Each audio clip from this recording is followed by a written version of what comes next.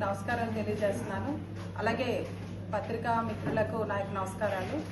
ఈరోజు ఈ press meet పెట్టడానికి ముఖ్య కారణం, నిన్న వైఎస్ఆర్సీపీ ఆమదాలవలస నియోజకవర్గంలో మహిళలు ఒక ప్రెస్ మీట్ పెట్టడం జరిగింది.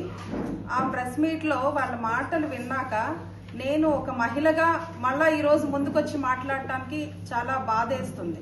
ఎందుకంటే వాళ్ళందరూ కూడా వాళ్ళ అధినాయకుడిని చాలా ఎక్కువగా ఫాలో అవుతున్నారు అన్నదానికి నిన్న ఆ మహిళలు పెట్టినటువంటి ప్రెస్ మీట్. ఎందుకంటే వాళ్ళు అక్కడ జరిగిన విషయాన్ని డైవర్ట్ చేయటానికి ఈ రోజు వచ్చి అక్కడ తప్పు జరగలేదు, ఆయన వచ్చేసి ఆమెకి హెల్త్ బాగాలేదని పక్కకు వెళ్ళమంటున్నారు అని కొన్ని మేనేజ్ చేసి మాట్లాడుతున్నారు. దానికి మీకు వీడియో ఒకటి చూపిస్తున్నాను, చూడండి. ఇక్కడ ఆమె ఎస్ఐ గారు దీంట్లో ఉన్నారు, ఒక్క నిమిషం. ఇక్కడ చూడండి, ఈ వీడియో అంటే అందరికీ తెలిసిందే, చూశారు అందరుని.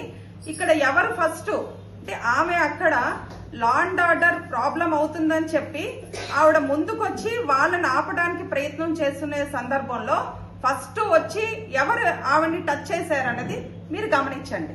అంటే ఈ వీడియోస్ ఏవి కూడా ఆ మహిళలకి కనిపించలేదని నేను అనుకుంటున్నాను. వాళ్ళు కూడా మాట్లాడుతుంది ఏంటి, ఎంతసేపు స్క్రిప్ట్లు ఇస్తే మాట్లాడుతున్నారు. స్క్రిప్ట్ కాదమ్మా, మీరందరూ కూడా లైవ్ చూడాలి, చూసి మాట్లాడాలి. మనం పత్రికా సమావేశాలు పెడుతున్నప్పుడు జరిగిన విషయాన్ని మాట్లాడాలి.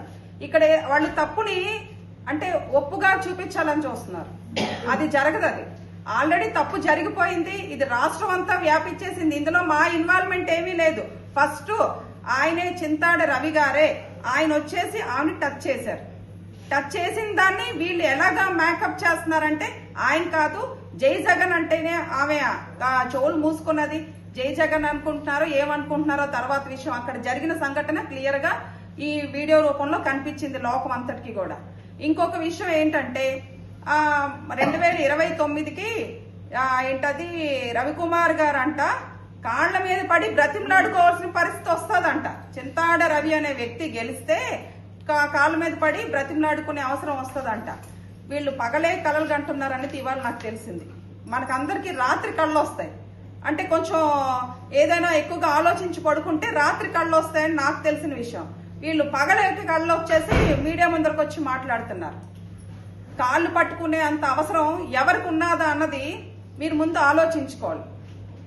మీడియా ముందరకు వచ్చినప్పుడు 4 మైకులు మన ముందర ఉంటున్నాయి కదా, మనం ఏదో మాట్లాడేస్తే పెద్దవాళ్ళం అయిపోతాం, మన నాయకుల దగ్గర పెద్దవాళ్ళం అయిపోతాం, మనకేదో పదవులు వచ్చేస్తాయనేది పక్కన పెట్టి వాస్తవాలు మాట్లాడాలి. ప్రజలకి వాస్తవాలు చూపించడానికే మీడియా అనేది ఉంది. నిన్న అక్కడ ఆ మీడియా అనేది లేకపోతే ఆ వీడియోస్ బయటికి రాలేకపోయి ఉండేది. ఈ రోజు క్లియర్ గా కళ్ళకి కట్టినట్టు కనిపిస్తున్న విషయాన్ని మీరు మేనేజ్ చేస్తున్నారు. నెక్స్ట్ ఇంకొక విషయం, 10,000 దాకా జనాలు వచ్చారని చెప్పేసి ఆవిడ భర్త మాట్లాడారు. ఈ వచ్చి 20,000 వచ్చారంట. ఎందుకు వచ్చారో నాకైతే అంత జనం నాకు తెలీదు. ఏమైనా రాష్ట్రం మొత్తం జనం లెక్కేశారో ఏంటో నియోజకవర్గానికి తీసుకొచ్చేదానికి. ఆయన వచ్చింది ఒక పలకరింపుకి. వీళ్ళు ఒక ప్లేస్ పెట్టుకున్నారు, ఆ ప్లేస్ లో ఆయనకి వెల్కమ్ చెప్పడానికి పెట్టుకున్నారు. మరి నియోజకవర్గంలో 20,000 జనం అంటే ఇంకా ఎక్కడి నుంచి ఆ పక్క నియోజకవర్గాలు అన్ని కలిపి చెప్పారా, లేకపోతే రాష్ట్రం మొత్తం ఓవరాల్ గా వాళ్ళ ఓటర్స్ ని చెప్పారా? 20,000 ఓటర్స్ ని చెప్పారా? ఈ నియోజకవర్గంలో అంతమంది ఎక్కడ కనిపించారు? ఇక్కడ నేను ప్రతిసారి ఒకటి గమనిస్తున్నాను, ప్రెస్ మీట్లు పెట్టినా లేకపోతే ఒక కార్యక్రమాలు చేసినా నియోజకవర్గంలో 4 మండలాలు మున్సిపాలిటీలో ఉన్న ఏ ఒక్క వైఎస్ఆర్సీపీ నాయకుల్ని నేను చూడట్లేదు. ఎందుకంటున్నానంటే మనం ఆ పార్టీలో ఎవరి పార్టీలో ఉన్న నాయకులు వాళ్ళకి బాగా తెలుస్తారు, కానీ పక్క పార్టీలో ఉన్న వాళ్ళు కూడా తెలుస్తారు, నాకు తెలుసు. కానీ ఎవరు వాళ్ళు కనిపించట్లా. మరి వీళ్ళు వచ్చేసి 10,000 వచ్చారని ఒకరు చెప్తారు, 20,000 వచ్చారని ఒకరు చెప్తున్నారు. ఈ సరే ఎన్ని వేల మంది వచ్చారనేది పక్కన పెడితే అక్కడ జరిగిన విషయాన్ని తప్పు ఆయన సోదరి భావంతోనే చూశారు. సోదరి భావం అక్కడ కనిపిస్తుందా, క్రిమినల్ యాటిట్యూడ్ తో చూశాడు అనేది అక్కడ తెలుస్తుందా అన్నది ప్రజలు డిసైడ్ చేశారు.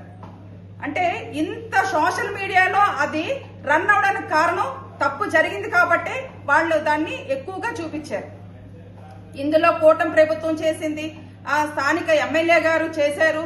స్థానిక ఎమ్మెల్యే గారు స్థాయి మర్చిపోయి మాట్లాడుతున్నారు. అసలు మీరు స్థాయి మర్చిపోయి ఒక ఎమ్మెల్యేగా ఆయన 2 తడవలు ఎమ్మెల్యేగా ఉన్నటువంటి వ్యక్తిని ఈ రోజు మీరు మీడియా ముందరకు వచ్చి మీరేంటంటే స్థాయి తక్కువ మనిషిని ఎక్కువ చేసి మాట్లాడాలని యువతల స్థాయికి ఉన్న మనిషిని ఏంటంటే తక్కువ చేసి మీరు మాట్లాడుతున్నారు. ఆయన దగ్గర దేనికి మీరు పనికొస్తారనేది ఒక విషయం నాకు తెలియాలి. ఎందుకంటే చింతాడు రవి గారు చదువులోని గొప్ప చదువులు చదివేశారు.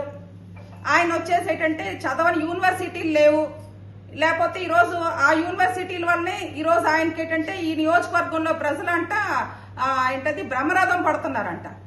ఈయన యూనివర్సిటీ చదువుని బ్రహ్మరథం పట్టడానికేనంటే ఈయన అక్కడ చదువుకుని ఆయన వృత్తి ఆయన చేసుకుంటే పోనేమో అక్కడ స్కూల్లో స్టూడెంట్స్ అందరూ బ్రహ్మరథం పట్టుండే వాళ్ళేమో. ఈయన జగన్మోహన్ రెడ్డి అనే యూనివర్సిటీలో చదివి వచ్చారు కాబట్టి ప్రజలు ఈయనకి తరిమి కొట్టే పని మాత్రం చేస్తారు.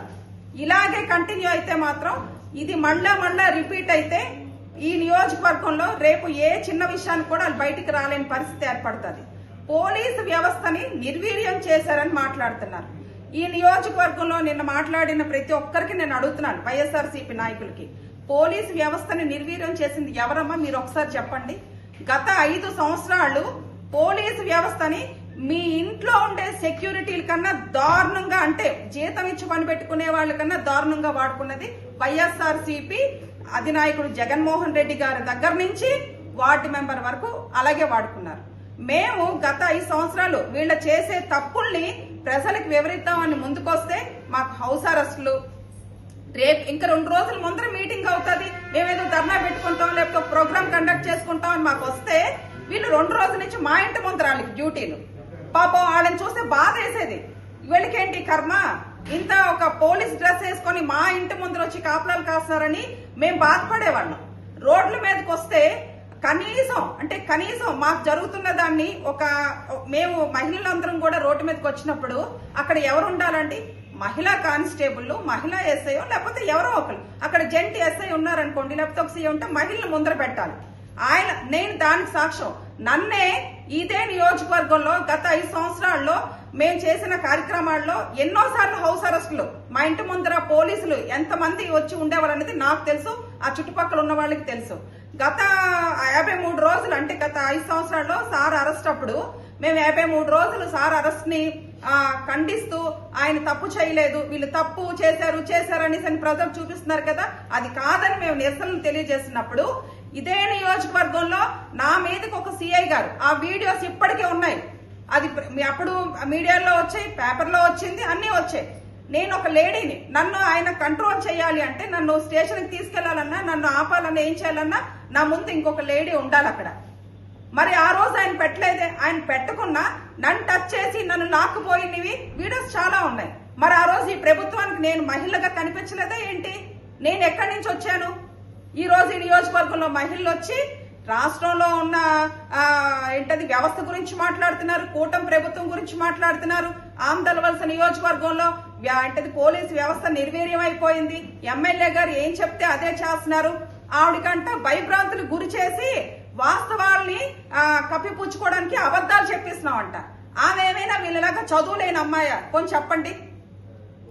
చదువుకున్నానని వీళ్ళ నాయకుడు చెప్తున్నాడు కాబట్టి వీళ్ళేమనుకుంటున్నారు, వాళ్ళ నాయకుడే, వాళ్ళ ఇన్ఛార్జే చదువుకున్న వ్యక్తి, ఉన్న వాళ్ళందరూ కూడా అంటే చదువు లేని వ్యక్తులు. ఆమె కూడా చదువుకున్న వ్యక్తే, మనం చెప్పేస్తే